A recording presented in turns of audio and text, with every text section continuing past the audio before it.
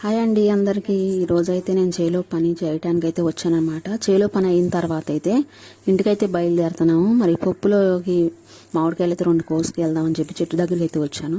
చూడండి మా చెట్టు సైజు కాయలు చూడండి ఎలా ఉన్నాయో.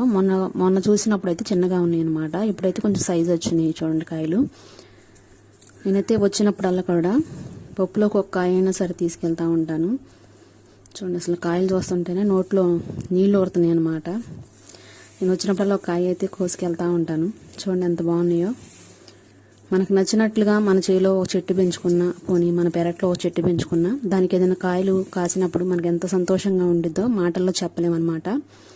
మరి మీరు కూడా ఇలాంటి చెట్లు పెంచి అలాంటి అనుభూతి ఆనందాన్ని పొందుంటే మాత్రం కామెంట్ అయితే చేయండి. నాకైతే మనం పెంచుకున్న చెట్లకి అలా కాసినప్పుడు చాలా ఇష్టంగా ఉండిద్ది అనమాట. చూపించడానికైనా మనం కోసుకొని తినడానికైనా అంత ఇష్టంగా ఉండిద్ది నాకైతే.